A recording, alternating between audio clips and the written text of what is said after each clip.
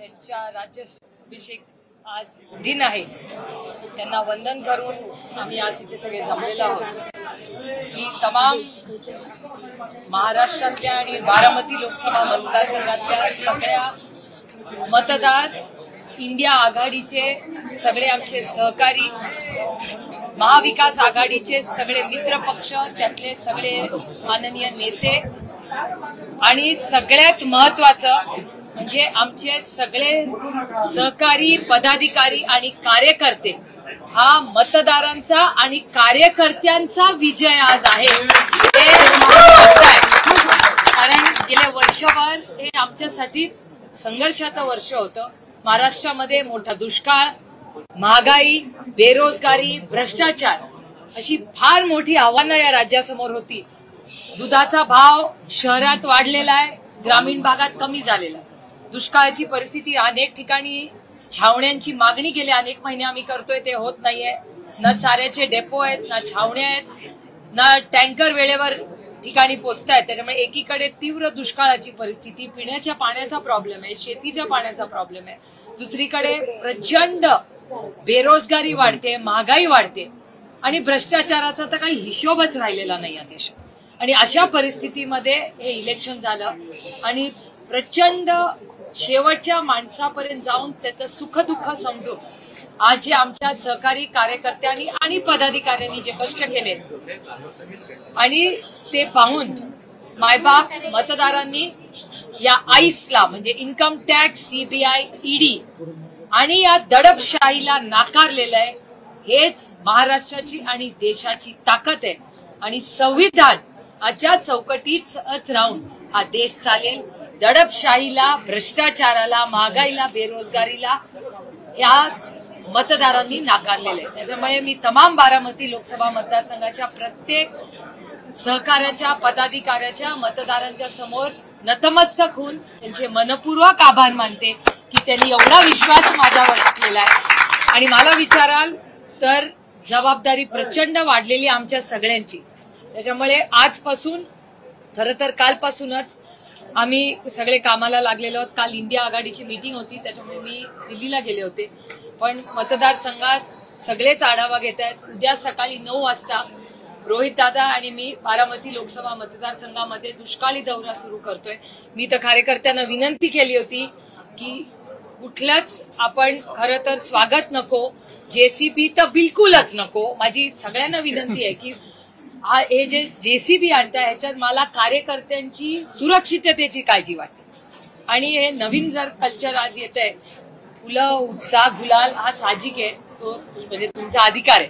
पण मला असं वाटतं हा जेसीबीचा जो नवीन कार्यक्रम आपण करतोय तो थोडा म्हणजे आपल्याला नकोच, अशी विनंती करीन. आणि हा जो निधी सगळा आहे, जो आपल्याला उत्साह आहे, तो टँकर की कुठलंच आपण खरं तर स्वागत नको, जेसीबी तर बिलकुलच नको. माझी सगळ्यांना विनंती आहे की हे जे जेसीबी आणताय ह्याच्यात मला कार्यकर्त्यांची सुरक्षिततेची काळजी वाटते. आणि हे नवीन जर कल्चर आज येत आहे, फुलं, उत्साह, गुलाल हा साहजिक आहे, तो म्हणजे तुमचा अधिकार आहे.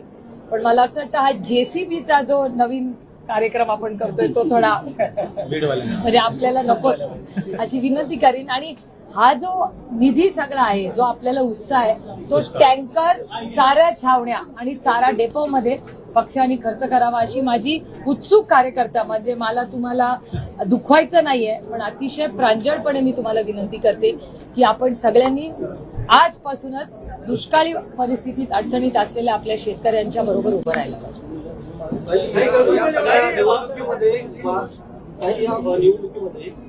सर्वाधिक लीड तुम्हाला बारामती 48,000.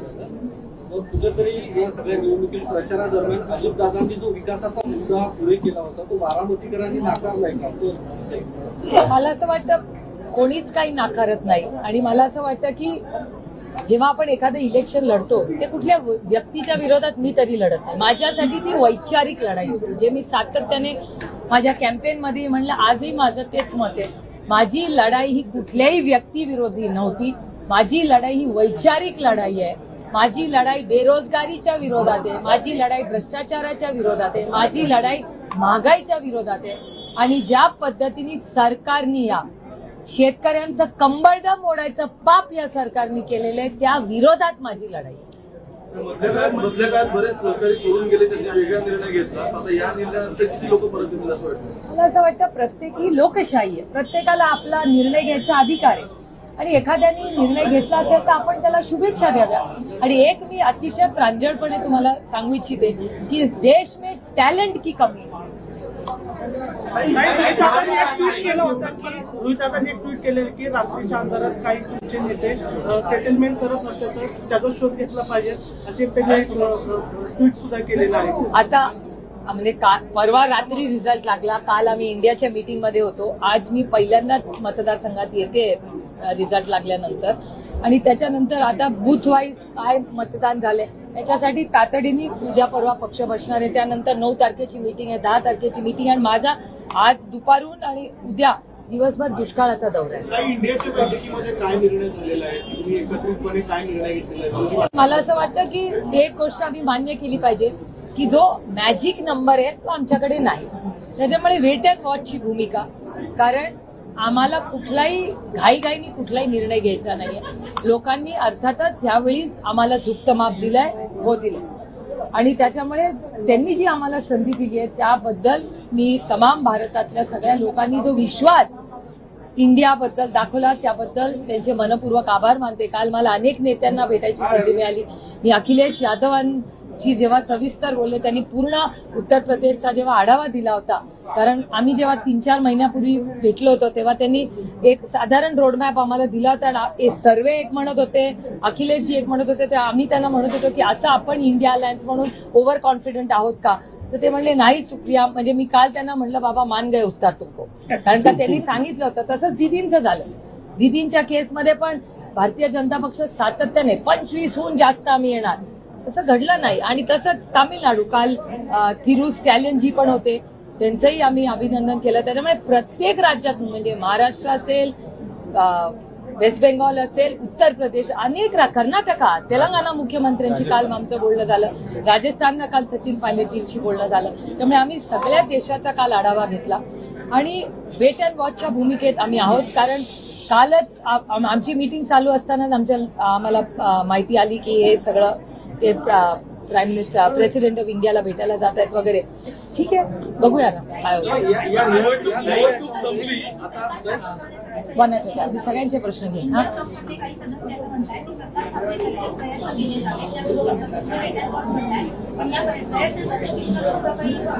नाही, मला असं वाटतं इच्छा सगळ्यांचीच आहे, पण होल पॉइंट इज नंबरचा सगळा एक आढावा. काल आमची फक्त एक प्राथमिक मीटिंग होती, काल आम्ही पहिल्यांदा भेटलो. आणि जर प्रेसिडेंट ऑफ इंडियानी जो सगळ्यात मोठा पक्ष आहे शेवटी या संविधानाप्रमाणे देश चालतो, त्याच्यामुळे जे सगळ्यात मोठा नंबरचा पक्ष आहे त्यांना पहिली संधी दिली जाईलच. पण आम्ही पण पूर्ण तयारीत आहोत.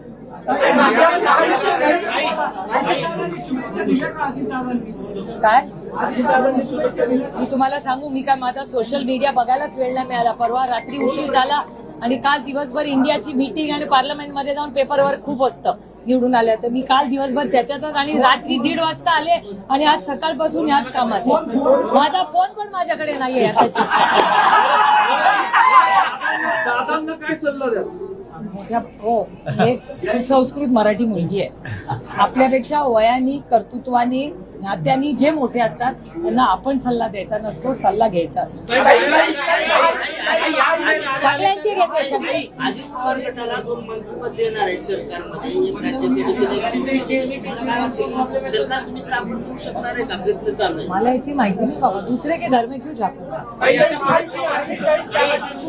असं सांगितलं होतं, परंतु त्यांच्या वाट्याला 9 जागा आहेत. काय वाटतं कशा? मला याची सवय आहे. मी 10 वर्ष त्यांचं सरकार पाहिलंय. असं बोलते रोजच बोलायचे पार्लमेंटमध्ये आणि मग म्हणतात गले की हड्डी आहे. काय इलेक्शन का जुमला, हे तुम्ही म्हणजे मी तर इतकं जवळून पाहिलेलं इतके वर्ष. जबाबदारीतून मोकळं करा आणि पक्ष संघटनेची जबाबदारी माझ्याकडे. तो त्यांच्या पक्षाचा अंतर्गत विषय, आपण कसं सांगणार? म्हणजे भाजपला धडा आहे का मोठा? कारण त्यांनी जी फोडाफोडी केली अगोदर, दोन्ही मोठे पक्ष फोडले, पवार आणि ठाकरे, ज्यांचं महाराष्ट्र, ज्यांच्याशिवाय महाराष्ट्र राजकारण पूर्ण होत नाही, त्यांच्यासाठी हा लेसन आहे. असं नाही मला वाटतं. मला असं वाटतं की महागाई, बेरोजगारी आणि भ्रष्टाचार या लोक ह्याला थकून गेलेले आहेत आणि इतका अन्याय या राज्यात होते आणि आईसचा गैरवापर सारखी, म्हणजे भीती तरी दाखवायची, खरं फोडा, पक्ष फोडा आणि महागाईचा कोणीतरी विचार करा. घरी जाऊन विचारा तुम्ही. इतके दुधाचा भाव आता 2 रुपयांनी वाढलाय, सिलेंडरचा वाढला, भाजी वाढ, काय स्वस्त या देशात सांगा ना मला. डाळीचा भाव काय?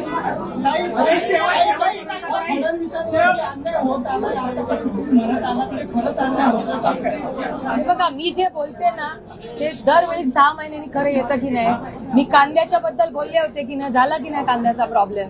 दुधाबद्दल मी किती दिवस बोलतेय, तुमच्याशीच बोलते. त्याच्यानंतर दुष्काळाबद्दल मी बोलले होते की नाही. तुम्ही फक्त माझा ट्विटर हँडलचा ट्रॅक रेकॉर्ड बघा.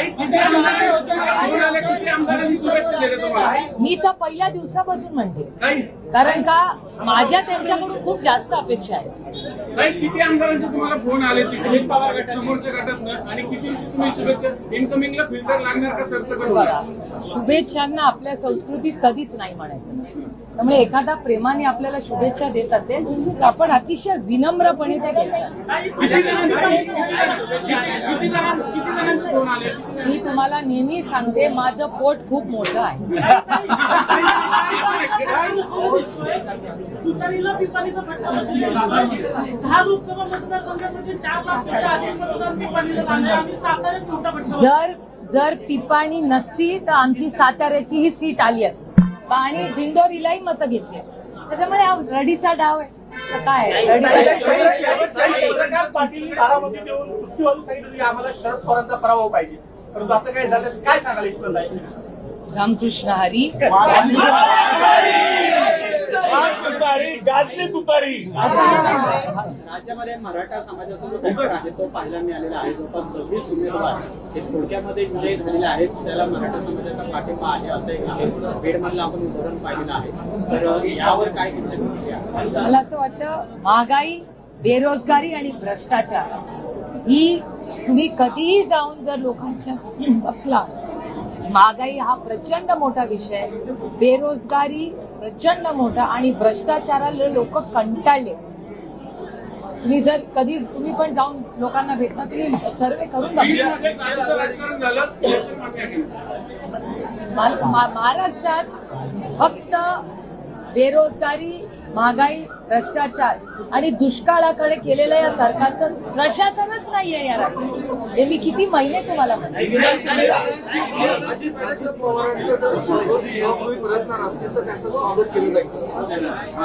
हायपोथेटिकल क्वेश्चन्स कशाला? दादा समजा उद्या इकडे आले तर त्यांना परत घेणार, माफी देणार? तुम्हाला सांगू, आता दुष्काळाशिवाय माझ्यासमोर दुसरं काहीही नाही. महाराष्ट्रातला दुष्काळ, बारामती लोकसभा मतदारसंघातला दुष्काळ हे सगळ्यात मोठं आमच्या, म्हणून आम्ही आजपासूनच त्या कामाला. मराठी झाले का सगळे? मराठी संपले. लोकसभेत 15 खासदारांचं प्रमाण घटलंय. महाराष्ट्रात 7 महिला खासदार निवडून आले. देशातलं प्रमाण कमी करा. मला असं वाटतं, जे बिल, महिला आरक्षणाचं बिल जे या सरकारने आणलं होतं ना स्पेशल सेशन करून, तो चेक होता, आमचं नाव होतं, सही होती, पण त्याच्यावर तारीखच नव्हती. त्याच्याचमुळे आम्ही महिला आरक्षणाचं बिल सातत्याने मागतोय. त्यामुळे तो जो जुमला केला होता ना मागच्या सेशनमध्ये, आता ते वास्तव करावं आणि आमचं सरकार आलं तर आम्ही लगेचच करू. शहरामध्ये रवींद्र दंगेकरांच्या कॅम्पेनमध्ये तुम्ही सहभागी झाला होता, ते बरेच वर्गांनी काय सांगतात? कसं आहे, आमची सीट खूप उशिरा अनाऊन्स झाली. दंगेकरजी हे अतिशय उत्तम लोकप्रतिनिधी आहेत की अशा गोष्टी होत असतात इलेक्शनमध्ये, आणि जे आधी तयारी करत होते त्यांना खूप जास्त वेळ मिळाला. आमचा त्या मानाने कॅन्डिडेट खूप पण त्यांनी खूप चांगली फाईट दिली आणि एक चांगले लोकप्रतिनिधी म्हणून ते जरूर दिल्लीला आले असते. पण दंगेकरांबद्दल एक मी अतिशय अभिमानाने सांगू इच्छिते की इलेक्शन झाल्यावरही जी घटना जी चुकीची घटना पुण्यामध्ये झाली त्या बाबतीत ज्या पद्धतीने सर्वसामान्य माणसांच्या बरोबर दंगेकरजी उभे राहिले ही एक खूप कौतुकाची गोष्ट आहे. म्हणजे हिट अँड रनच्या केसमध्ये जर दंगेकरजी उतरले नसते तर कदाचित त्या 2 युवक आणि युवतींवर अन्याय झाला. नाही, आपल्या विकास चव्हाणांनी मागणी केली की रोहित दादांना प्रदेश अध्यक्ष करावं, जयंत पाटलांवर विश्वास नाही करत. माझ्या वाचण्यात काय आलेलं नाही. त्यांनी ट्विट केलं. मग त्यांनाच प्रश्न विचारा. रोहित दादांनी पण काही लोक अंधारातून भाजपला मिळले होते, मग नेमकं कोण ते? मला माहिती नाही आता पक्षाची मीटिंग होईल.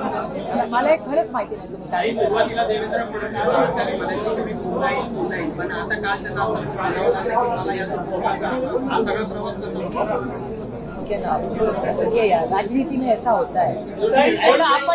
आपण मला असं वाटतं जेव्हा कल आपल्या बाजूने येतो ना आपण थोडी विनम्रता दाखवावी. लोकांनी जी जबाबदारी दिली आहे मला असं वाटतं ही वेळ आलेली आहे की खूप तुतू मेमे या राज्यात झालेला आहे. मी एक प्रस्ताव ठेवते की महाविकास आघाडी आणि इंडिया अलायन्सची जबाबदारी मी सगळ्या आमच्या वरिष्ठ नेत्यांशी बोलून घेते की महाराष्ट्राचं सुसंस्कृत राजकारण जे अनेक वर्ष सगळ्यांनी पाळलं होतं आपण सगळे मिळून पाळू.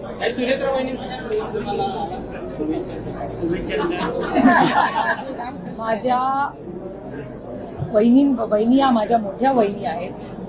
वयानी आणि पदानी आणि नात्यानी त्या माझ्यापेक्षा मोठ्या आहेत. त्याच्यामुळे माझ्या मनात त्यांच्याबद्दल नेहमीच आदर आणि प्रेमच राहील. आणि वहिनी पार्थ आणि जय आणि पार्थी मला माझ्या मुलांसाठी कसा रोहित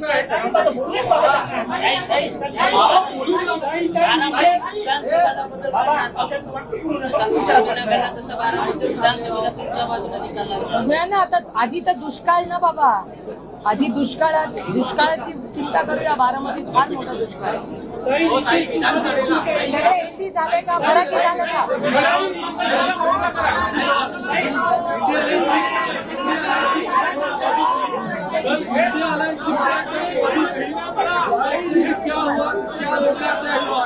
कल इंडिया अलायंस की मीटिंग बहुत अच्छी हुई. हर नेता जो बहुत पूरी ताकत से लड़े, बहुतों की पार्टियां तोड़ी गई, घर तोड़े गए. इसके बाद भी जिस तरह हर राज्य में जो मतदार है जिस तरह हमारे साथ खड़ा रहा और कार्यकर्ता जिस तरह लड़े हैं हम सबके लिए बहुत ये अभिमान की और आनंद की है. हमारा ये सब वातावरण मीटिंग बहुत अच्छे वातावरण में हुई और हम सब ने निर्णय लिया है. और कल जो हमारा डिसीजन था वो खड़गे जी ने कल की प्रेस में बोल दिया है. हम देखेंगे कैसे कैसे आगे. सरकार बनाने का दावा करेंगे आप? ये देश संविधान से चलता है तो संविधान से प्रेसिडेंट ऑफ इंडिया जिसको पहले बुलाएंगे उसके बाद देखेंगे क्या होगा. नहीं, इसके अलावा आपको लगता है कि नीतीश कुमार जो कि इंडिया अलायंस के संस्थापक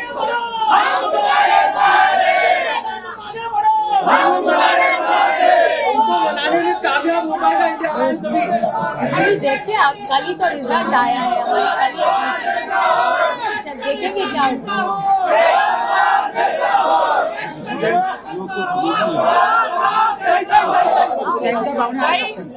ताई फ्रॉड के इश्यूज ताई आपने क्या फ्रॉड के इश्यूज है? फ्रॉड के इश्यूज है.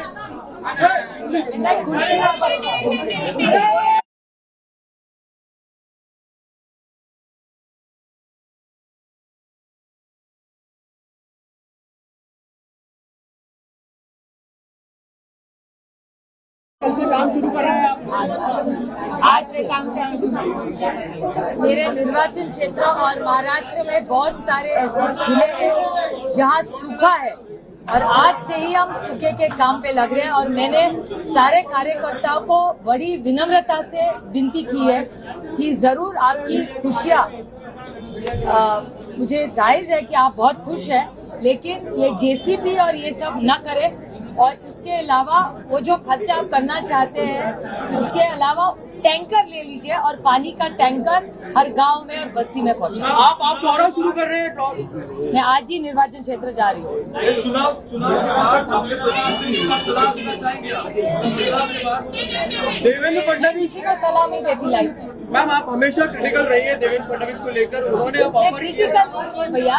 जब कुछ गलत होता है जैसे पूना में इतना बड़ा एक्सीडेंट हुआ और 2 बच्चों की मृत्यु हुई और जिस तरह से वो केस दबाया जा रहा था, ससून में क्या हो रहा था, ये सारी चीजें तो मैं कभी भी व्यक्तिगत उन पे टिप्पणी न किया है, मैंने राजनीति में करूंगी, लेकिन होम मिनिस्ट्री ने जिस तरह से मिस हैंडल किया पूना की केस, भले ड्रग्स की केस हो या एक्सीडेंट की केस हो, जिस तरह से ये सारी चीजें हुई है वो बहुत शर्मनाक है और मुझे तो होम मिनिस्ट्री से ज्यादा अपेक्षा थी। उन्होंने इस्तीफा देने का ऑफर किया है, पारिवारिक भी दिखाई दिया, आपके सब परिवार के जितने भी सदस्य थे वो इसमें सब शामिल थे, इसके बाद क्या अजित पवार के दरवाजा खुला रहेगा?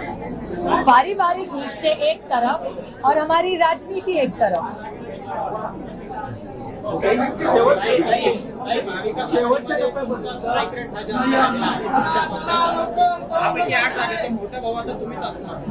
मोठा भाऊ अलायन्स मध्ये सगळे समान आहोत आम्ही सगळ्यांचा मान सन्मान करूनच राजकारण करत आलो आणि पुढे करू।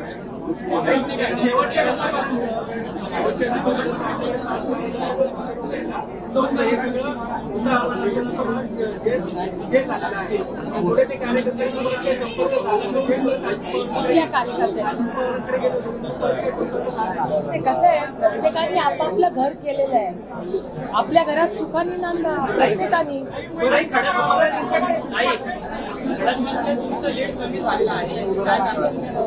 मागच्या वेळी 65,000 मायनस होतो, यावेळी पक्षामध्ये एवढी अडचण असली तरी 19 वर आलो, म्हणजे आम्ही 40,000 कव्हर केले पक्षामध्ये। हे सगळं झालं तर म्हणजे आमचे सगळे नगरसेवक, आमचे 5-7 नगरसेवक राहिले, बाकी सगळे नगरसेवक गेले, तरी आमचा लीड आम्ही राखून ठेवू शकलो आणि तो 60 वरून 20 वर आला।